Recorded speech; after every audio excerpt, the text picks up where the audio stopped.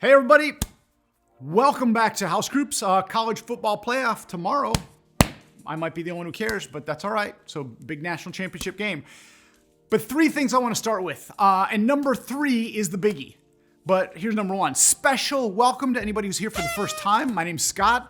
I'm Next Gen Director at Eastside. Really glad that you're here. And I know that it can be daunting to try something out for the first time. And if that's you and you came to HSM tonight, House Group, for the first time, we're really stoked that you came. Now, don't forget to ask somebody how you can get your free Starbucks gift card just for showing up as a first timer. So even if you hate it, you get free Starbucks. And I don't think you're gonna hate it. So number two, Happy New Year.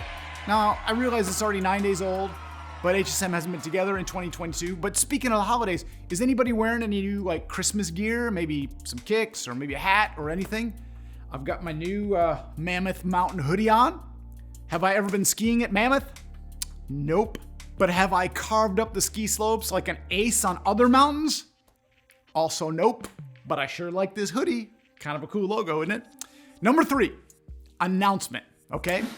After months of looking for a fantastic new HSM director, we scoured the country looking for awesomeness.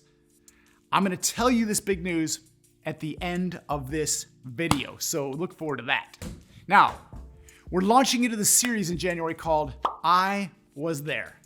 And what it's about is understanding Jesus from an eyewitness account of Jesus' time on earth. Who were the eyewitnesses? Now, I want to be clear, it's not me. I'm not an eyewitness. Yes, I'm old, but I wasn't there, okay? So I was there isn't talking about me, but you know who was there? A guy named John. Now, you probably heard of him because there's a creatively named book in the Bible that he wrote. The creative name of this book is the Book of John. The most famous verse in the Bible, you know that? John 3:16, for God so loved the world that he gave his only son. Yep, John wrote that down. And in the first years of the church, when the church was beginning, there was no New Testament. Like, it didn't exist yet because it was starting to be lived out. So the only thing people had was the verbal accounts of the teachings of Jesus from people who were actually there. And John, who was boys with Jesus, would write this account to us from the vantage point of saying, no, listen, I was there. Like, this isn't just some story. I was there for the teachings. I was there for the miracles. I was there when he got crucified. I was there when he rose up from the dead. I saw it all, John is saying. And these next 4 weeks, we're going to cover 4 different topics. And to get into today's topic, I want to launch right in. Here's a question for you to consider. Have you ever had a time when, in the first couple seconds of meeting someone, you started to think to yourself, dang, I don't really like you? Or maybe not so harsh that you don't like them, but you've decided in your head, I know what kind of person this is in the first few seconds of meeting them. I think we all do that sometimes. I know I do. Let me give you an example.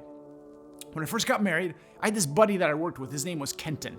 He was hilarious and he was awesome and he's fun. If you ever watch the show Friends, I think he was kind of like Joey from Friends. I loved hanging out with him. And so we said, hey, we should include our wives on this. And like the 4 of us should hang out together. That'd be a blast. Well, the 4 of us went out and his wife, Lisa, was real quiet. Like real quiet. Like she barely said anything. Like it was awkward. And on the way home, I said to my wife, honestly, I really said this, we are never doing that again. Like, I'll hang out with him, but we're never doing that. And it turns out, over the next few years, Ken and Lisa became some of our very best friends. Both of them, not just him. But in the first few minutes, I thought to myself, I know everything I need to know about this person. I sized her up, and I wrote her off. Like, I had the facts, and I passed judgment on her. And I bet I'm not the only one who does that. And sometimes, I'll just be honest, Christians can be the worst at it.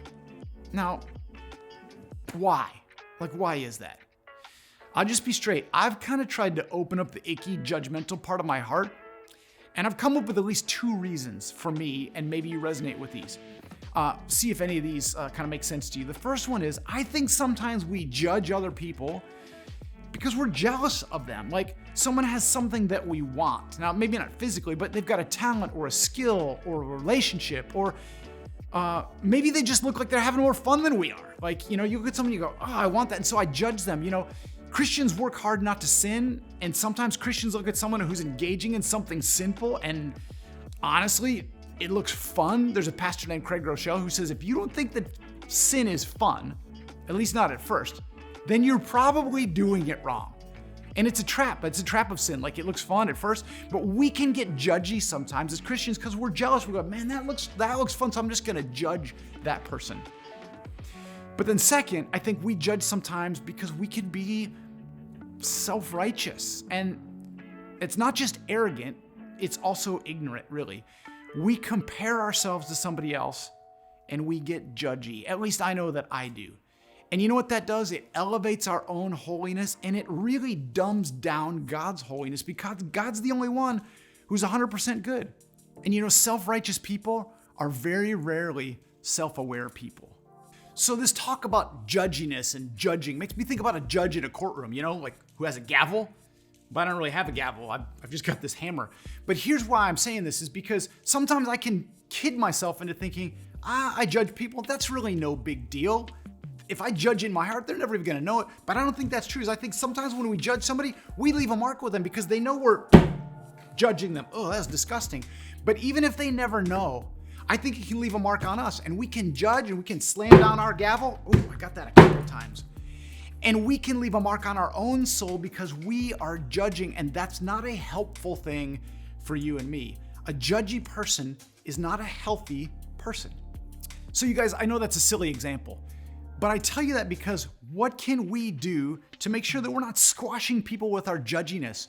We're not squashing our own souls with our judginess. Well, I tell you this to set up an amazing eyewitness account of a judgy situation that John describes when he saw Jesus. And you might have heard this one before, but let's read it together. It's from John chapter 8. It says this: Jesus returned to the Mount of Olives, but early the next morning, he was back at it again at the temple. And it says a crowd soon gathered, and he sat down and he was teaching this crowd. And as he was speaking, the teachers of the law and the Pharisees brought a woman who'd been caught in the act of adultery. They put her in front of the crowd. Now, pause for a second. This is intense. I've got a couple of questions on this. How did they catch this woman in adultery? That seems kind of creepy. If you know what adultery is, how do you catch someone in the middle of that? And number two, the last time I checked, it takes two people to commit adultery. Where was the dude? How come they only brought the woman in who was caught in adultery? Anyway, let's keep reading. Teacher, they said to Jesus, this woman was caught in the act of adultery. The law of Moses says to stone her. What do you say? Continues. They were trying to trap him into saying something they could use against him, but Jesus stooped down and he started to write in the dust with his finger. They kept demanding an answer, so he stood up again and he said, all right. He's essentially saying, okay, we can stone her, but let the one who has never sinned throw the first stone. Then it says he stopped, he stepped down again, and he wrote in the dust some more. Now, what is Jesus saying? What is Jesus writing when he's writing in the dust? Nobody knows for sure. But it gave these people time to think about what he was saying, about whether they had ever sinned before in their life. And when these accusers heard this, they started to slip away one by one, beginning with the oldest, it says, until only Jesus was left in the middle of the crowd with the woman.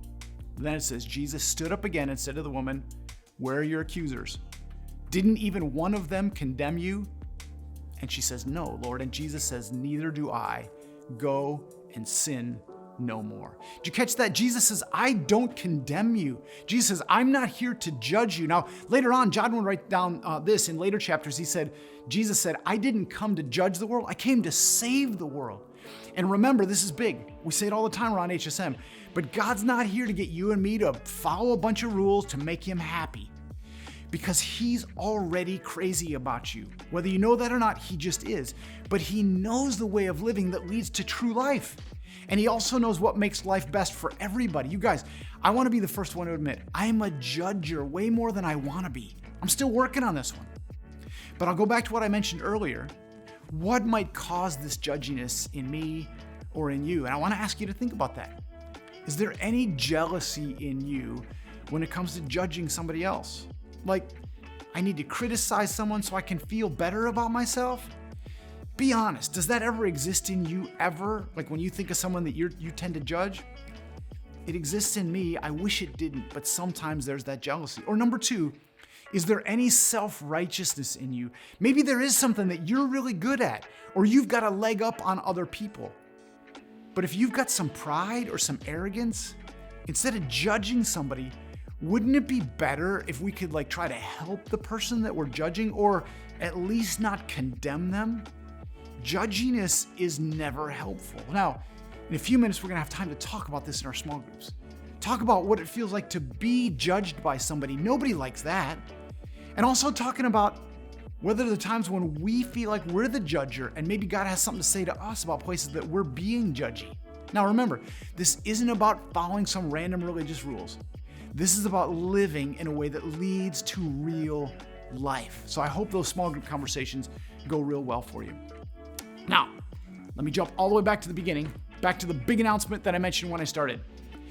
I've spent, honestly, the last few months talking to people from around the country, like all around the country, it's not an exaggeration, trying to find the best student ministries pastor to lead HSM at Eastside. And who would have known that I'd find a youth pastor right here in Orange County? This is a picture of Sarah Ongst. And starting on February 1st, she's gonna be Eastside's new HSM pastor. Now, she's been a student pastor in South Orange County for the past 7 years, and you guys, she's terrific. We've actually got a bunch of mutual friends, and people were bragging to me about how great she was before I ever met her. And then I spent some time with her, and I found out why people were saying the stuff they were saying. She's fun, but she's strategic, she laughs easily, and she knows the challenges of being a high school student in 2022. But most importantly, she also knows Jesus well. And she's fired up to come here and to get to know you, both students and leaders, and I couldn't be more excited. Now, there's more details to come. She's gonna be starting on February 1st, but you can look forward to meeting her pretty soon. That's it for now, but now is the time to go and have great small group conversations, which I hope you do. I love you guys, I mean it, and we'll see you next week.